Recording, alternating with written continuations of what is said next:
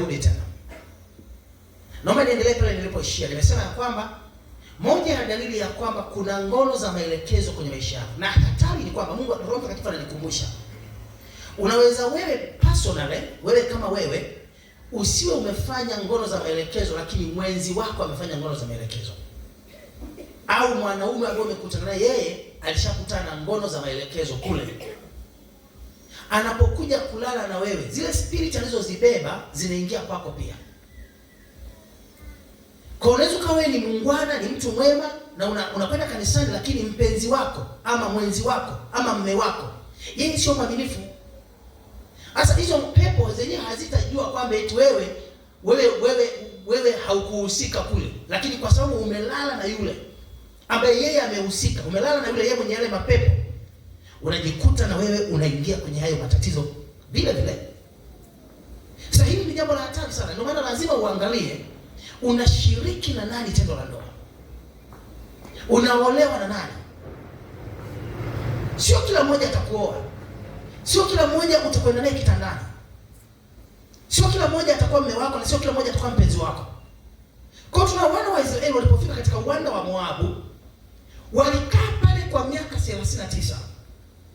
Kwa moja ya dalili ya kwamba umekutana na ngono ama uchawi wa ngono za maelekezo, kunakuwa na roho ya ucheleweshwaji. Yale mambo ambayo yangetimia ndani ya siku 11. Kwa mfano wana wa Israeli ukiangalia kijiografia kutoka Misri kwenda Kanaani ni mwendo wa siku 11. Yale mambo ambayo yangetokea kwako kwa siku 11 yanatokea ndani ya miaka 40. Kwa umejikuta watu wengi mmecheleweshwa kwenye hatima zenu, mmecheleweshwa kwenye maisha zenu kwa sababu mmekutana na uchawi wa ngono za maelekezo. Na Mungu amenipa maelekezo nizungumze na wewe sahihi ninavyoongea na wewe. Sio kwamba ni bahati mbaya umekutana na hii clip. Sio ni bahati mbaya unanisikia sahihi. Ni kwamba Mungu anataka utoke hapo ulipo kwenda hatua nyingine. Dalili nyingine ya kwamba umekutana na uchawi wa ngono za maelekezo ni kwamba unakuwa ukiota wewe physically, unaota kabisa ukifanya mapenzi ama ukitana tendo la ndoa, ukiwa kitandani, ukiwa umelala, unaota pengine na mwenzi wako wa ndoa akiwa hapo hapo na bado unaota. Sababu usichukulie hiyo kama ndoto, hiyo ni information, hiyo ni taarifa Mungu anakupa ya kwamba umenaswa mahali fulani. Umeangukia kwenye ngono za maelekezo. Ndio maana Mungu anakupa hiyo taarifa. Kuna watu ambao nimekutana nao nikiwahudumia kwenye huduma zangu hizi ambao nitakupa dalili nyingine. Mmoja wapo, wawili, watatu, wanne ananiambia, mchungaji, unajua mimi nilienda kupima nimekutana na HIV.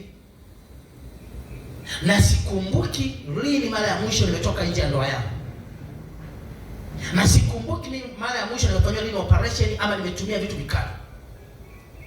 Mtu wa Mungu unanisikiliza. Kuanzia awali HIV ilikuwa ni kitu ambacho kimetengenezwa na shetani. Kimetengenezwa na mapepo.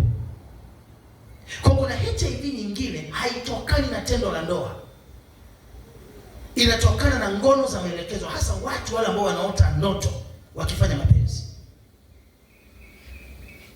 Unajikuta moja kwa moja umeingia kwenye matatizo. Dalili nyingine, kuto kupata mtoto. Unaota unashika mimba lakini huwezi kuzaa.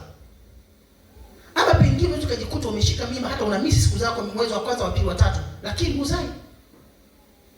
Kwa unashangaa uko kwenye ndoa miaka mingi lakini hujawahi kupata matunda ya ndoa. Unajua matunda ya ndoa, hakuna mwanaume ambaye anakuoa alafu anatarajia kuona unanenepa tu, unaongezeka. Hakuna atakaye kusifu tangu muoleo umenenepa. Mawifu wataanza kusema kwamba anakula tu chakula cha kaka yetu, anachokifanya tu ananenepa. Kila mmoja anapoingia kwenye ndoa anatarajiwa kupata matunda ya ndoa. Kwa ukiona unachelewa kupata watoto, tumbo lako limefungwa ama unaharibu mimba, inaweza kuwa umeangukia kwenye ngono za nini? Kwenye ngono za maelekezo. Lakini ishara nyingine, unapoteza kibali kwa watu. Uchawi wa ngono za maelekezo unachokifanya moja kitu ni kupoteza kibali. Na unajua kibali ndio kila kitu duniani. Kibali ndio kinakufanya ufanye biashara, kibali kinafanya huduma yako inuke, kibali ndio kinafanya uweze kuolewa, kibali ndio everything. Maana yake ukikosa kibali, maana yake kinyume chake unakuwa na roho ya kukataliwa. Roho ya kukataliwa mbaya Hiyo maana yake Waswahili wanaita nuksi.